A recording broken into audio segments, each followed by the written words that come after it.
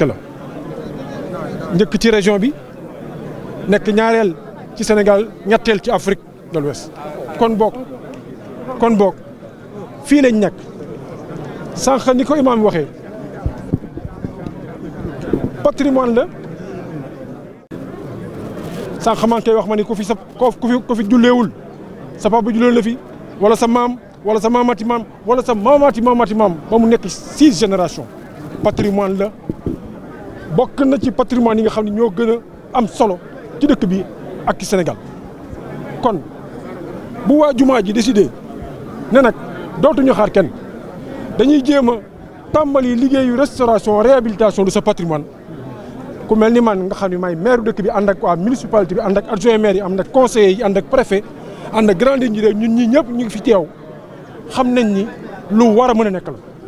moo tax ma feddali taxawaayu ville de Rufisque en tant que collectivité territoriale ci jumaa ji boobu ba léegi dara umpuñu ci préparation yi dara umpuñu ci études yi xam nañ ni patrimoine classé la kenn du ko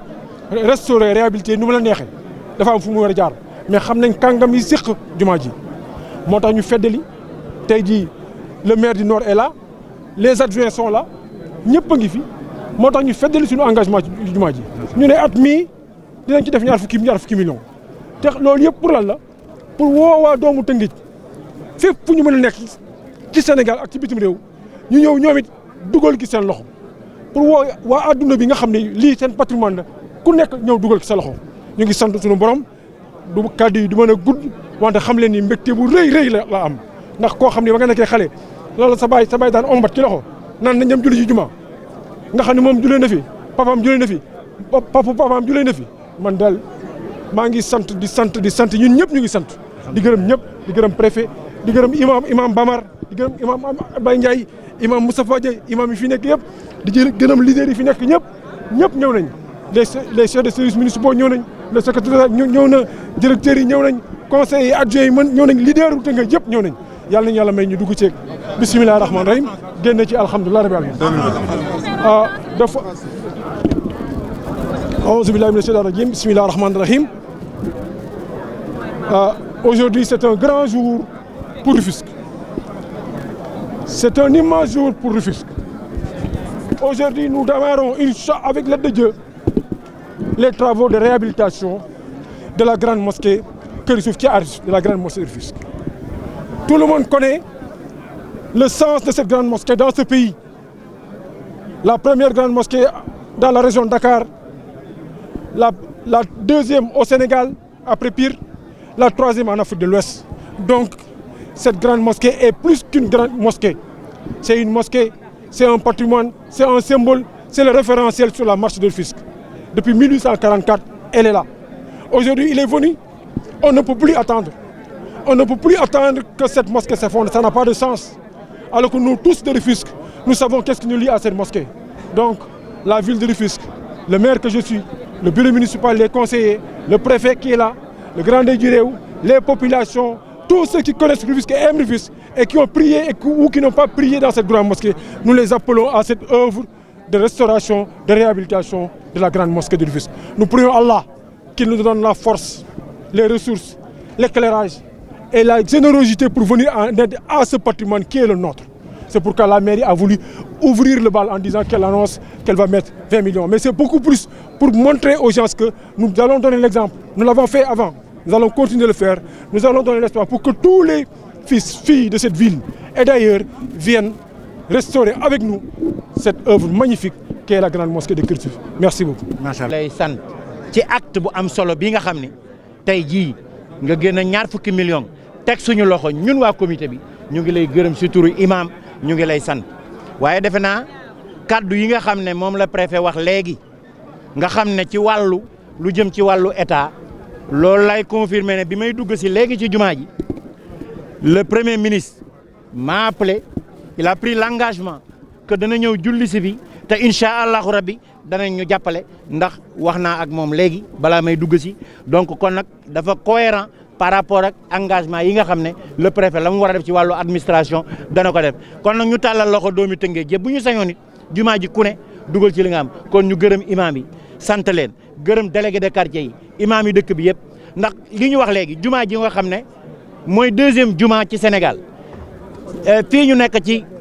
Cap-Vert moo fi premier jumaa ñun ñii ñëpp suñuy maam fii la ñu jullee ak suñuy maam ñoo ko sos kon bu ñu demee ba tey ji te incha allah li ñu wax léegi danañu waxtaan ak UNESCO ba nga xam ne ñoom danañu def seen wàll pour la réhabilitation de cette grande mosquée kon monsieur le préfet yow mi nga xam ne da ngay door a ñëw ñu ne la dalal jàmm bépp préfet bu fi mas a jaar te yàlla yëkki ko mbaa mu defal ko teraanga ju ko gën a kawe yal na yàlla defal la ko yàlla na ci wér jiitu ndax it nag du sens si moom sens la ci ñun ñu jël doomi dëkk bi indi ko ci biir bokkam communication bi ça passe très vite te danañ la jàppale engagé wu nañu waxoon naa la ko maa ngi la koy waxaat en tant que ndey ji réew de ce département incha allahu rabbi danañ la jàppale ndax it ñun looloy suñu cër looloy suñu warugar kon ñu gërëm ñëpp sant ñëpp mais monsieur le maire encore une fois merci. liggéey bi ci ban diir ngeen yaakaar ne waaw xam nga dañu def pose première pierre mais incha allah à partir de la semaine prochaine am nañu ay rencontre ak ñi nga xam ne ñooy suñu ay architecte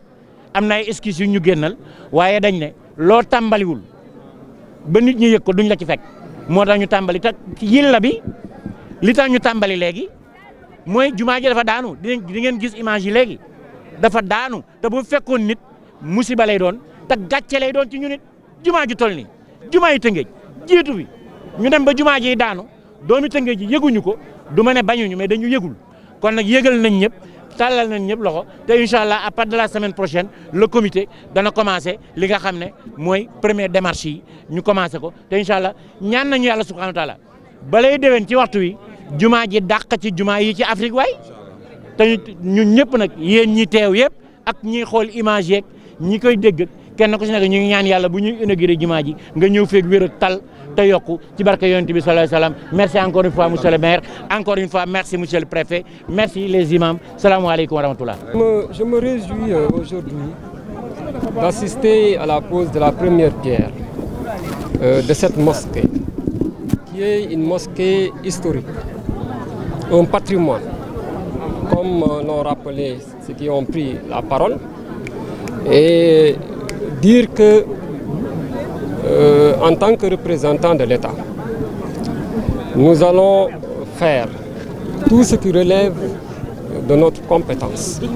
pour accompagner le comité d'organisation. Et je l'ai rappelé tout à l'heure, déjà le président de la République a un ambitieux programme de réhabilitation des cités religieuses. Donc nous allons transmettre, après avoir échangé avec le comité d'organisation, sur les détails du projet, nous allons transmettre les doléances du comité à son Excellence le chef de l'État. Et nous allons échanger aussi avec le bureau d'architecture de l'État pour voir les modalités de l'accompagnement de l'État pour la rénovation